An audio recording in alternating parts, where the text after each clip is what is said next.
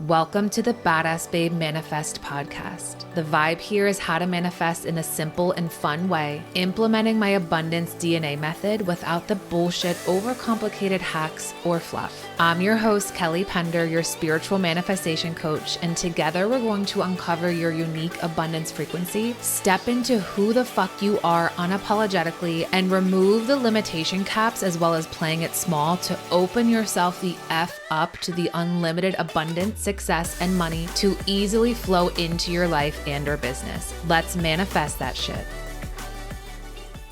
Hello, my love. Welcome back to another episode of the Badass Babe Manifest podcast. This is a juicy episode and super exciting because this is our first ever male on the podcast. Can you believe it? We have Chris Jolly on the pod, who is a business financial empowerment coach, and we are diving into the importance of paying yourself first as an entrepreneur. He shares with us some really potent and powerful nuggets of wisdom that you're going to want to implement, and top 3 tips for entrepreneurs to become financially empowered. This is such a great episode. I'm so excited to share this with you. And before we dive in, Chris is actually hosting the Alchemy of Abundance Virtual Summit, which I am so excited and honored to be one of the speakers at this event, where I'll be sharing none other than how to create new money-making neural pathways to manifest 10 times more quickly. So this is your invitation to join me and a bunch of amazing speakers from around the world for conscious entrepreneurs who want more money and pleasure in their life. And this summit is here to remind you that love, money, life, business, and relationships are supposed to be pleasurable, fun, and fulfilling. Oh, it's so juicy. We're going to dive into topics like how to create and keep more money, how to have more pleasure from the boardroom to the bedroom. I love that. Tips, tools, and techniques to make the transformations to embody your most abundant life, manifesting more funds, more fun, and more free time, and so much more. And the best freaking part, you can do it from the comfort of your own home or couch or whatever the hell. So I'm going to pop that link in the show notes to grab your no-cost ticket. Did you hear what I said? No-cost ticket. Ooh, trust me, you will not want to miss this. I am so freaking excited for the Alchemy of Abundance Virtual Summit. You're going to love this. Again, I'm going to pop that link in the show notes so we can see you there. And without further ado, let's dive into this episode.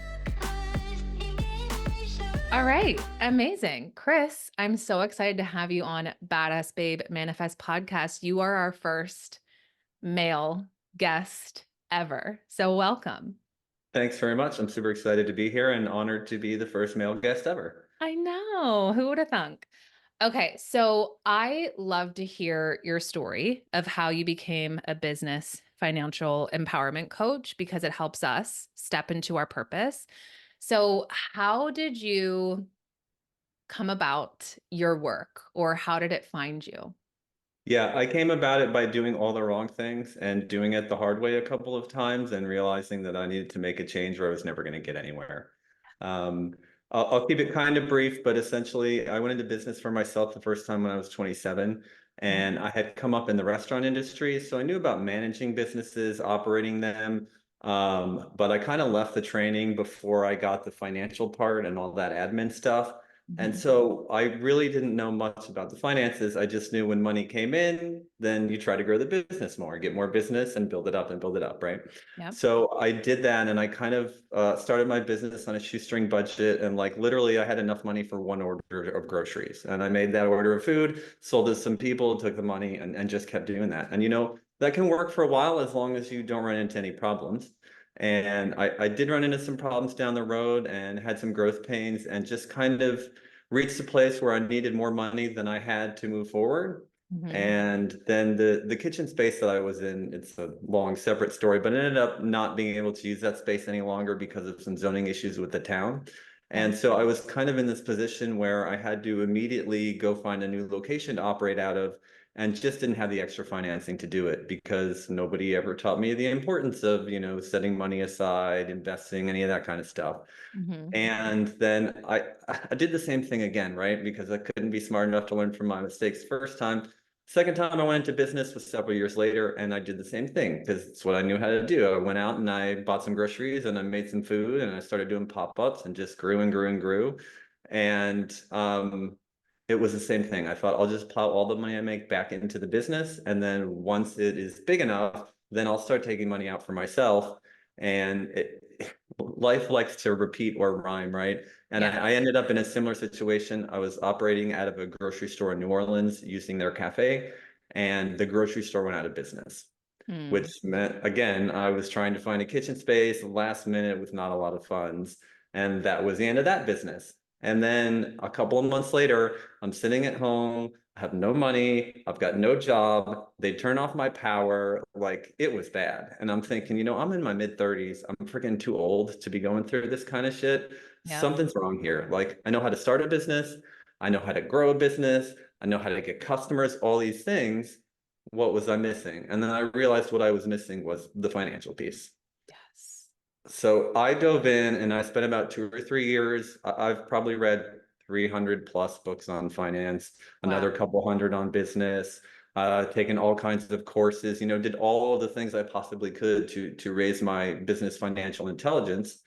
And, after those two kind of very painful lessons and everything I learned, I thought, well, if I had known this going in, like my life would be so different right now. Like I would have been a multimillionaire in my 20s because I would have managed things better and I would have kept growing the business. And I just didn't want any other entrepreneur to have to suffer the same hardships that I went through if it could be avoided. And so that's how I got into this.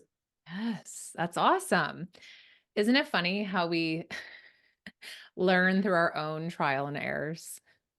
Yeah, and also I think it makes for the best teaching because it's one thing to be like, oh, I learned this and now I'm repeating it to you. And it's another thing to be like, no, I went through the trenches. I've been there. I know what it's like. Don't do it. Yes. No, I think that that makes the best teachers, coaches, and mentors to go through it yourself because you know how to navigate it and you know how to guide others to navigate through it. I love that. And what stuck out to me is when you said, well, once it's big enough, then I can, right? And so it's almost like, is that a story that we pull in to tell ourselves? Well, once we get to this level, then I can invest and then I can, get smart and learn about my finances. Yeah, I mean, in the long run, they're definitely all stories. Just, growing up, my parents both worked and there were four of us in the family. So, things were a little tight at times. Mhm. And I just, they didn't teach me about investing, I was told to save money, but like not why or anything beyond that. And so, I mean, I made it into my mid 30s without investing ever, Mhm. without ever, a couple times I started to open a savings account. And, if you're not versed in that, you don't have the muscle built, you put a little bit of money in, and then the minute something comes up, you take the money out and use it, right? Yep. So I started like three different savings accounts and that never kind of went anywhere. And yeah, I just didn't want to keep going through that. Yes. Okay. So I know as I'm reflecting, I'm like, in all the business courses and programs that I took, we're not really taught that much about finances, right? So when you go into business for yourself, it's like, oh, you feel like you're starting from scratch. And so what are your top tips for us as entrepreneurs to really just come into a financially empowered place? Yeah, the first one is to get clarity around why it is so important. Okay. I think my first rule in anything is always to get clarity. It's important to know where you're going, important to know what you want. And if you don't understand why being financially empowered in your business is important, you're not going to do the things to be financially empowered. Or like with that savings account, the moment something happens, you're going to break all those rules that you made for yourself, right? Right. And then the next thing is to learn from somebody who's been there.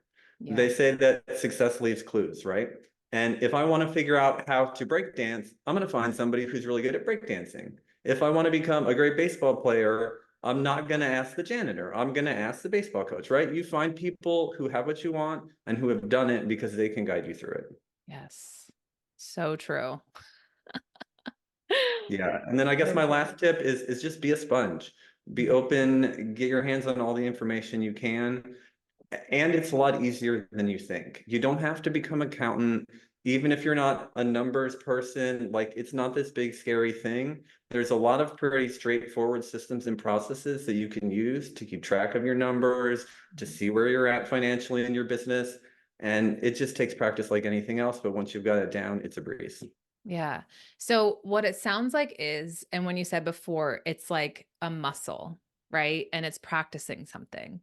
And as I always teach about creating new neural pathways, so it's almost like we're creating a new neural pathway in our brain, practicing this new muscle to become financially empowered, right? If this is new to us and if we've never been taught or shown how to do this successfully.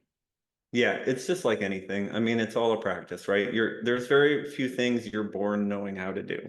You Yeah. know how to cry when you're born, and maybe that's about it, right? Everything else we pick up along the way. And people like to say, oh, I'm a natural at this, or oh, I'm a not natural at that. Well, you're not natural because you haven't done it. If you do it enough, you get natural at it, right? Yes, exactly.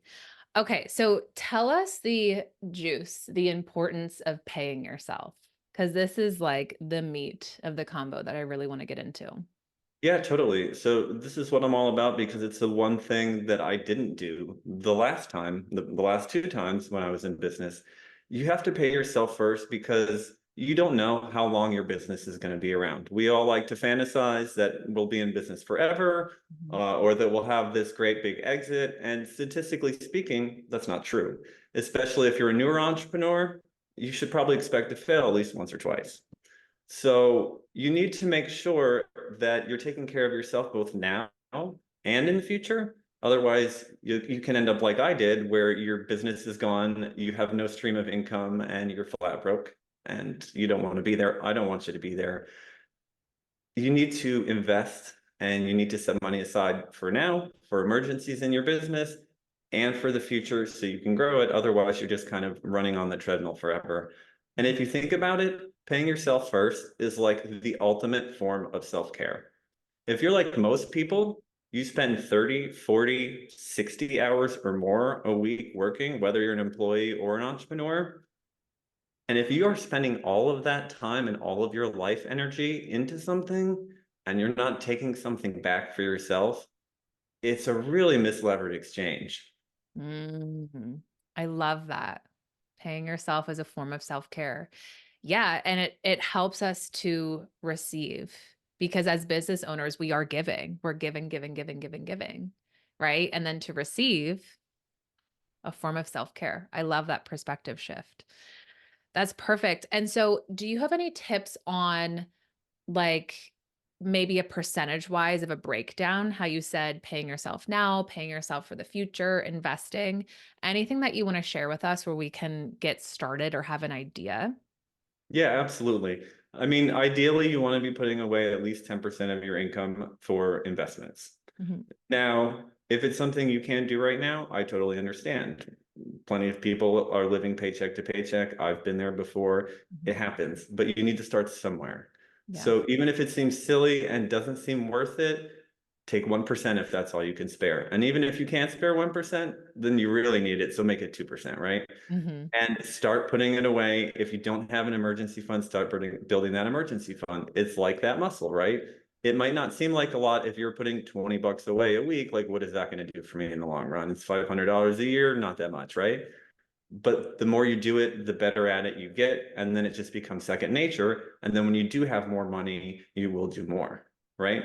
But if you're not doing it at all, it's going to be hard to suddenly be like, oh, now I'm making lots of money, or now I have this big windfall. Now I'm going to start putting money aside. And that's why, even looking back and saying, oh, I thought when I made more money, then I would start doing this. Well, that's not really the case because if I wasn't doing it the whole way up, how suddenly am I going to be this different person who now does this thing, right? Yes. Okay. So start now, even if it's 1%. Yeah, start now, even if it's 1%, ideally at least 10%. If Mhm. you can do 20% or more, you're really going to supercharge things. You'll get to financial independence and financial freedom a lot faster. Mhm. And that emergency fund is so key. That's the one thing that I ran into both times in business that put me out of business was I didn't have money set aside for emergencies. I didn't have anything in case, hey, I suddenly need a bunch of cash. What am I going to do? Yeah. And so you can operate on a shoestring as long as everything goes perfectly. But the one time it doesn't, you're screwed. Yes. Okay. And so, what systems can we have in place to start with if this is brand new to my listeners here? Yeah. So one of the things that I always start with is, again, getting that clarity. Mhm. So you need to find out the kind of lifestyle you want and what it's going to cost you. Because until you know that, it's all kind of nebulous, right? Anybody can say, oh, I want to have $1 million or I want financial freedom. But if you don't know what that means to you, your brain isn't going to start working towards it. It's just going to be like, oh, this is some far out there, whatever thing. And we're not even going to think about it. It's not concrete enough, right? Yes. And Mm. then once you gain the clarity, if you haven't done it, you need to track your spending for a while, especially if you're in business. You need to know where the money is going, where it's coming from, and when. Because another big thing in business is cash flow. You could have accounts receivable of $100 million, but if you don't have any of that right now and you need money right now, you're broke, right? Yeah. And then after you figure out where your money is going, and how much money you're going to want for financial freedom, then you really need to get into all of the business reports. And that's a little more heavy-handed. It can be a lot of math. It's not as fun as like dreaming of the, house you're going to buy one day and all that stuff. But you have to do one to get to the other. If you're not keeping track of money in your business, I don't even know what to say. Like, you really need to start doing that. But there are a lot of people who either they don't keep track or they don't run the numbers or they just do it very loosely. It's Mhm. not hard to learn how to run a profit and loss statement. It's not hard to learn, a cash flow statement or what your account balances are and all that stuff. You Mhm. need to do it and you need to do it regularly. Yes. Okay. I love that. So again, you need to do it and you need to do it regularly. For those who are listening. I love that you said, and this really resonated with me. I love that you said, get clear on financial freedom, because I cannot tell you how many of my clients or people who I've spoken with are like, I want financial freedom. I want financial freedom. And you're so right. If you're not clear on that, then that feels like such a far off thing that you're never going to reach, right? Which like separates us from it. So I love how you said getting clear on what that actually looks like and means like what kind of lifestyle do you want to live, right? That's to me, that was like amazing instead of just saying, I want to be financially free. Like, okay. Yeah, I mean, that's the place that you've really got to start is with that clarity. And I do a great exercise that I walk people through called finding your magic number. And you Mm, literally come up with all of the things that your ideal lifestyle would look like. So first we start out with, well, how much would it cost to cover your life right now? And then we figure out what that number is. But most people want to improve their life from where they're at right now, I believe. yeah. And so then you need to figure out how much that life is going to cost. Because again, you can say, oh, I want to reach financial freedom. But if you tally all that stuff up and it's 3 times more than you thought it was, well, now you have to make a different plan. But what Mhm. usually happens with most people is they assume that number is going to be way higher than it actually is. And then when you add it all up and it comes in so much lower, you're like, oh, well, that seems so much more achievable. Yes. Ooh, finding your magic number. Okay. No, this is key and this is amazing. Especially with I know that I work with quite a few clients who have a relationship with money, like an avoidance relationship. So they're scared to look at what they're spending right now, right? And if you're scared to look at what you're spending right now, then how are you going to feel looking at something that you desire then or that's greater than your current circumstance, right? Yeah, I mean, if you think about it, if you're not being conscious and using your money correctly right now, more money is just going to mean more problems because Mm. your spending will get bigger, your bills will get bigger. And right now, if you spend too much, yeah, maybe it just sucks for a while and, something doesn't get paid on time, something like that. But if you suddenly have all of this money and you spend way too much, now you're in big trouble. Yes. Okay. That makes so much sense. It was interesting. I was actually reflecting on that statement the other week, like the more money equals more problems. And I'm like, I wonder where that comes from. That just answered it. That just like spoke to it to the T. So we get to come into control with our finances now, right? Where it doesn't feel scary. And so, can you speak to those to empower us where we can shift our perspective on finances where it doesn't feel scary or heavy or hard? Yeah, there's a couple of things. I mean, first of all, it's a skill. Many people have learned it, and you can learn it as well. And Mhm. then the other thing is look at the reverse situation. If you think looking at how you're spending money now is scary, think of how scary it's going to be if you screw everything up and then you have no money, right? Because the little mistakes don't hurt when you're doing okay, but when you're Mhm. not doing okay, all that snowballs really quickly on you. Right. So you should be more afraid of what's going to happen if you're not conscious with your money than what you're doing with it right now. Mhm. Okay. Yep. Oh, okay. Financial empowerment. I love it. This is such an important conversation because, like I said, no matter, I mean, I'm reflecting on many different business programs I've been in. And by the way, I do have my undergrad in business. And did we learn finances?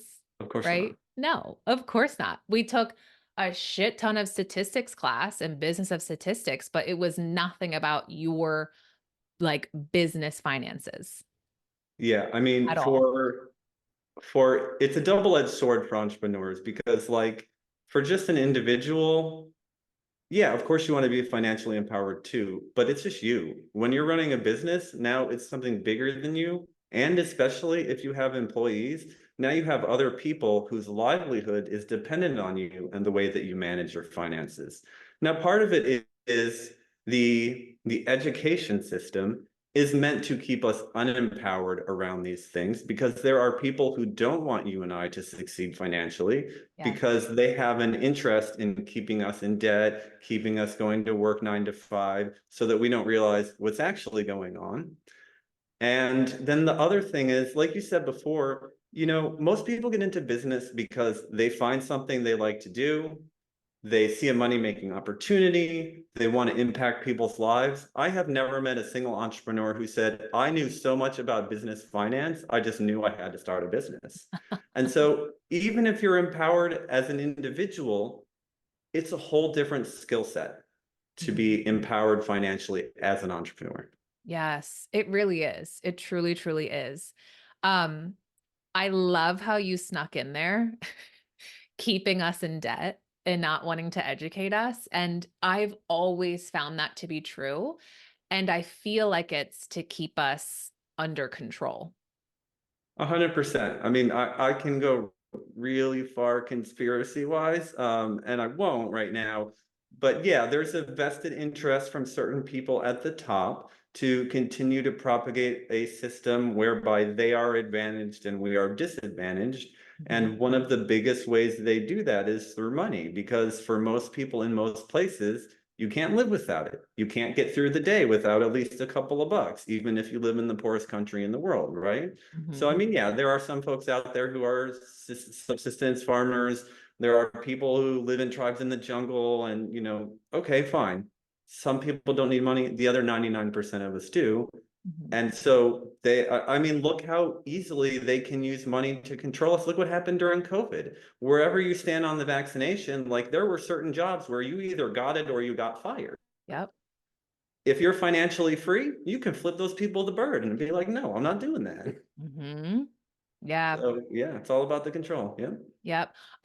I'm really happy you said that because I've felt that way for years. And a lot of people are like scared to speak on that topic. And I'm like, ooh, I heard you snuck that in. So I just wanted to hear your perspective on that quickly because I'm all about bringing us, you, back into control. Because so many things outside of us, external circumstances, especially money, can make us feel out of control. Yep. Right? And so I love hearing others' perspectives because it's like you can come back into control. It's a choice. Yeah, and taking control of your money is definitely one of the best ways to do that. I mean, if you just go back and look at the banking system we have now, the Federal Reserve, how all of that was set up, it's totally unconstitutional. It's not a part of the government. All of the fiat paper currency that they issue to our government is issued with debt attached. Now, if every time I give you a dollar, you owe me $1.05 back, how will you ever pay it back?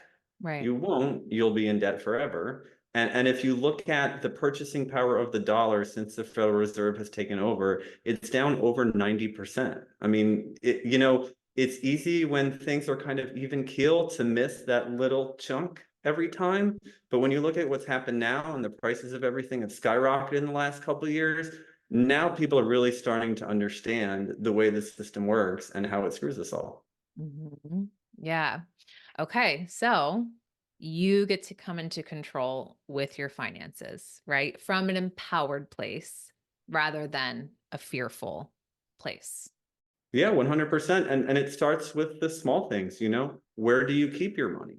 Are you keeping it in one of the big banks? Because there's a lot of shady stuff going on with those banks, when you could be using a local bank or a credit union, somebody who doesn't see you as a number, who won't be doing all kinds of crazy financial fraud and risky things and, really shady stuff. Where are you investing your money? There are a lot of companies out there who do things that I do not agree with. Mhm. And I'm not going to give them my money. I don't care if it's a great return. I don't care if the easiest thing to do is just put my money in an index fund and watch it grow, because most of the companies in the Fortune 500, I would never give a dime to. Mm. Interesting. So yeah, it's just it's where you put your money and what you do with it. Even something as simple as doing your best to spend cash. Because if I go to the store and I buy $100 worth of groceries and I use my credit card, the credit card processing company is going to take 2 or 3% of that, which means the grocer is actually only keeping 97 bucks. Now, if they go spend it somewhere else and do the same thing, you're losing that 3% every time. Well, after enough purchases, the bank has kept 90+% of the money, and this much of it is left circulating amongst us. But when you pay cash, they keep it all, Yes. So true. I guess that's why they say cash is king. among other reasons. Oh, yeah. No, I love that. I like how you said putting your money in local banks and credit unions. I have not heard that from anyone before. Well, I'm a very ethical person, Mhm. and I probably know too much for my own good in a lot of cases. Mhm. And if you look at the shady practices that these banks do, first of all, there are people who have money that disappear out of their account, and the banks are like, "Oh, oops, we don't know. Too bad. Oh well." Like they don't care about you because you're just a number to them, and there's millions of numbers. So that's one of the nice things about a local bank. But also, they're involved in all kinds of scandals. The major banks are laundering drug money for cartels. Mm. They're using money to fund mercenaries and war. Like there's all kinds of things that if you stop and think about it as an ethical person, you probably don't want to put your money towards. Right. Yes. Thank you for sharing these things with us. This is the kind of stuff that I like to talk about. I'm like, tell me the juice. So I love it. And this makes me think like, and I get to choose where do I want to place my money, hold my money, invest my money, right? And it's nice to know that you have options and you get to choose, which is amazing. So, what is one piece of wisdom? I know that you shared lots of nuggets of wisdom. What is one thing that you feel called to share with us today for empowering ourselves financially? Yeah, the number one thing that I would have to say is you're worth it. Mm. That's what it really comes down to. I mean, I've been in the self-development space for a while. I've pretty much done all the things. I've heard all of the stories. And 99 times out of 100, when people are having an issue in their life, getting what they want, it's because they either don't feel worth it or they don't see themselves as a person that can have that. Yes. But what is true is we are all totally worth it. It is your birthright to be worth it and to have what you want. And if you want to have more money and more abundance, you need to see the value in yourself first. And once you do that, you'll never not pay yourself first again. Yes. Oh, that was chef's kiss. Love, love that. I'm like, oh my God, yes, you're speaking to my soul. You're speaking to all of us. That was perfect. And one question I always ask my guests is, what makes you feel like a badass babe? But we'll reframe that to what makes you feel like a badass. What makes me feel like a badass is my persistence in the face of challenges. Mm, Because life will throw a lot at you and you can't prepare for all of it. But if you keep going and you keep working and you get up every day and try to be a little bit better and do a little bit better, you can make it through pretty much anything. yes. Oof. I love that. That was amazing. Thank you so much for being here. Thank you for being my first male guest. I loved it. This was really insightful. And I know that our listeners are ready to really pay themselves first and invest and just be at choice with their money. So thank you so much for being on the podcast today. Absolutely. Thanks for having me. It's been my pleasure. Yes. That was so much freaking fun. If you love this episode as much as I did, please take a screenshot and tag me on Instagram at @the_badassbabe so I can share and celebrate you. And I have a special gratitude gift for you. If you're feeling called, please give us a 5-star rating and write your review on Apple Podcasts. Take a screenshot, submit it. Let me know and I'll send you instant access to my Fuck Yes Money hypnosis as a thank you. And I'll see you in the next episode.